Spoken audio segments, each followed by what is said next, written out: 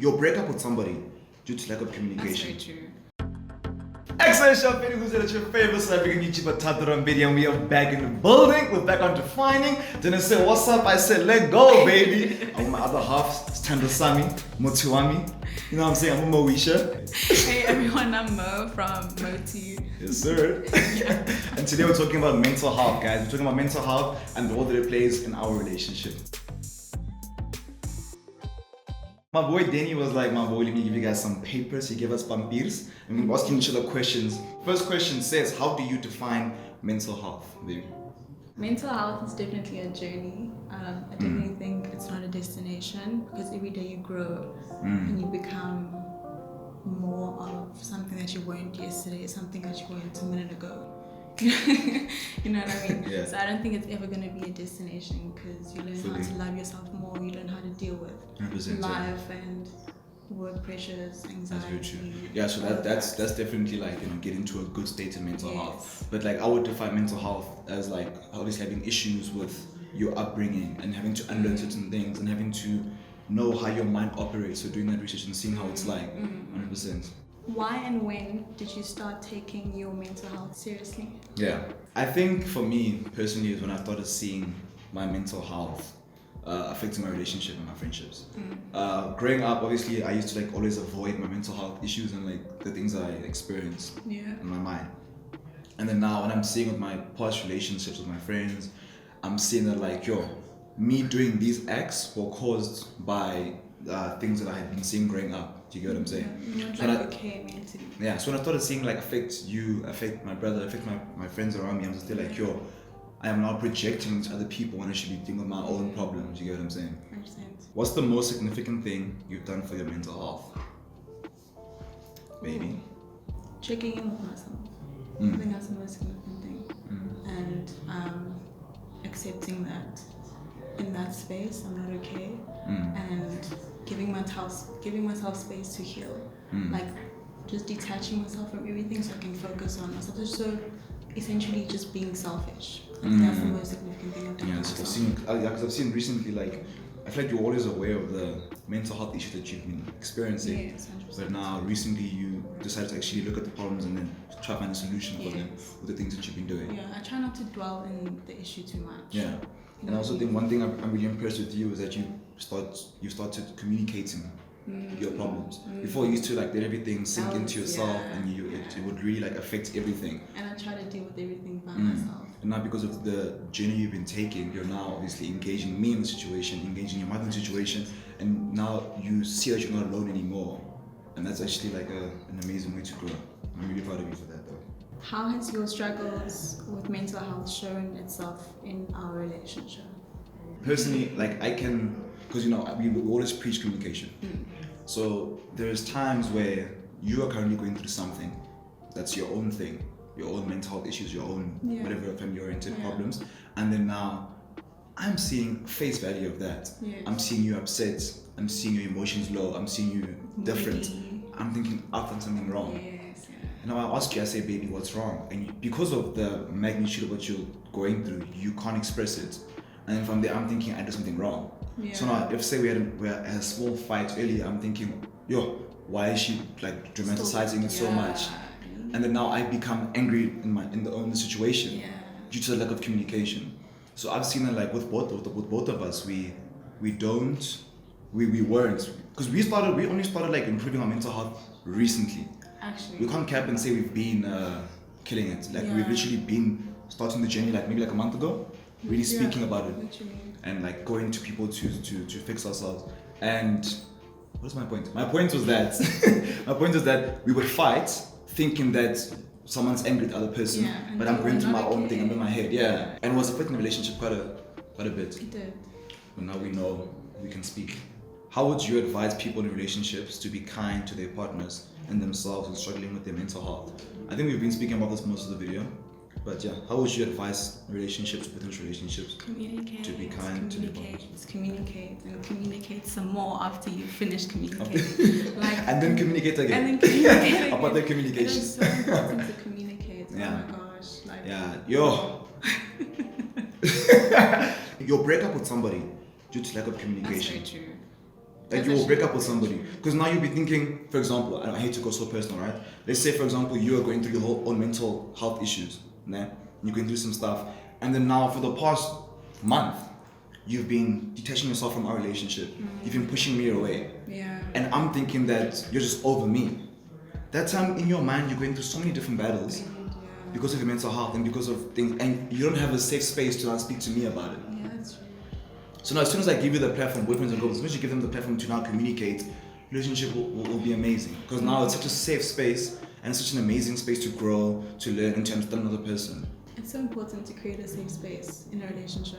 Yeah. It's so important. Yeah, otherwise it would be a disaster. Well, how did you go about creating a safe space? For me, it's vulnerability. Because if you see me vulnerable, you become more like open with me. You become comfortable with me. Do you know what I mean? Yeah. So, Yeah, because 100%. Yeah.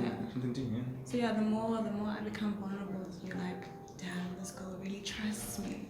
And now that element of trust has been placed into the relationship because of I decided to share my vulnerability with you. So then you know, oh, it really is safe. There's trust, there's love in this relationship.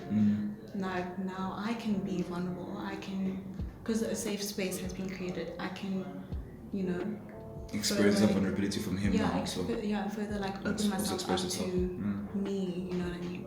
So yeah, that's my Guys, like with me, she'll be like, what's wrong? I'm like, I'm fine. What's wrong? I'm fine. What's wrong? I'm like, I'm fine. And she'll be like, what's wrong? And then I'll literally be like, I'm fine. She's like, babe, talk to me. You must talk to me. Talk to me. All of a sudden I'm there. And then, in 2008. And then obviously in the process, I resent you. Hey, I don't know if my dictionary words are... What's going on? Okay, what is... I don't know. It's cool. I don't know English. I don't know. In the moment, I'm just like irritated with you. Okay, thank you. Yes. I love you. Not really. I love you. Excuse. In the moment, I'm irritated because you're pushing me so much. But because of that push, and you know how I am, I'm getting you. You eventually get me to start speaking about things that have affected me, and then you teach me to unlearn. So push your person, but push them in a way that you know that will benefit them. Don't force. She knows that I'm not easily irritated, so she can be like, push, don't force. Yeah. What has coping with your struggles taught you about yourself, individually and in our relationship? Sure. I know individually, I know it's individually, but like recently, because my brother and I don't know if you guys know my brother, Thato Rampedi, funniest nigga in the world. Him and I obviously had the exact same upbringing. And we're speaking about like our relationship and speaking about how we were brought up. Oh yeah. And we were seeing how those things that we experienced growing up have now affected how we behave now, based on the growing up thing. Yeah. And I've seen that I've had to do a lot of unlearning, because you see your father shouting you see your father shouting at your sibling. And then you think that when you problem solve, shouting must be involved. Do you get what I'm saying? That's a very good point. Or X and Y, Z must be involved. Everyone has their own struggles. Everyone understands what I'm talking about. Yes. So one thing I've seen that is when I had the space to be able to speak about everything that we've seen happen and then now how it affects us now. Am I even answering this question? You're actually answering it so well. I'm answering this question. Yeah. So often seeing that how those things have affected us now. What has that taught you? It taught us that the importance of being able to communicate with each other about how we're feeling, especially with somebody that understands you. You get what I'm saying? Level 9 relationships was so weird because of our upbringing. We never gave each other the chance to speak about our upbringing. Ever since we had that phone call about our upbringing and how it's affecting us now, we are the best of friends. We speak every day. We're so close because we've given each other space to now. Yeah, that's safe space. Yeah, safe space. Yeah. So now it was affecting our relationship because we weren't talking, we weren't cool, we were actually low-key angry at each other, angry at the wrong people, and we felt like we were competing, we felt like we were judging each other, we felt like my struggle was worse than your struggle. What advice would each of you give to students and young people struggling with their mental health right now? I'd definitely say human nature makes us push things away and forget about a lot of the things that we've gone through. True. So before you speak to somebody, before you even do whatever, try understand from your own self why you're having the issues, and try to understand the actual problems that you're having.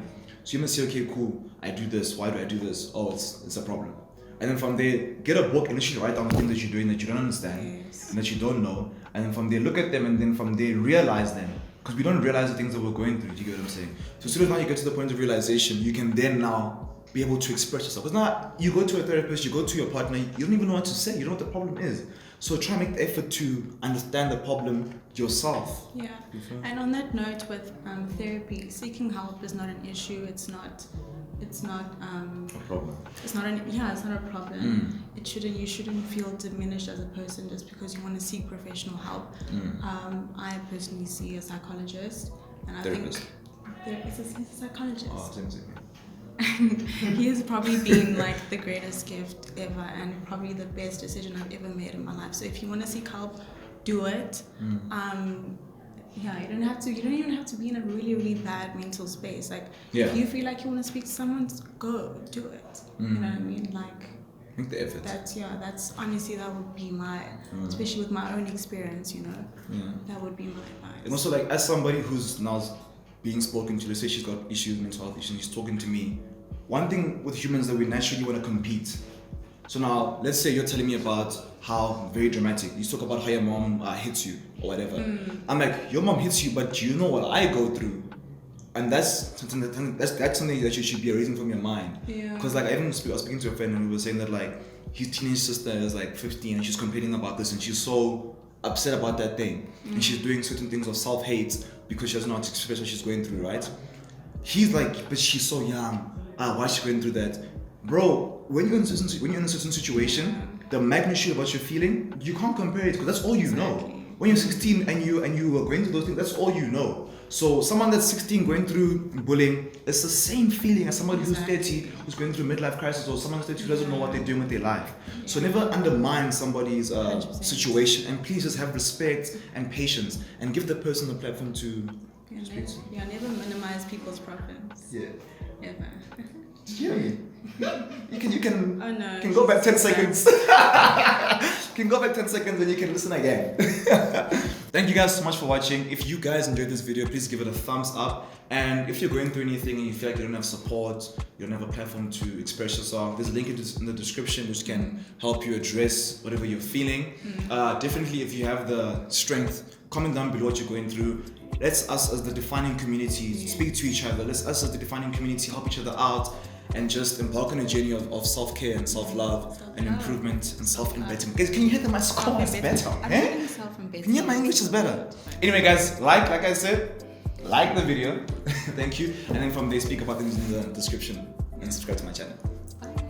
Bye.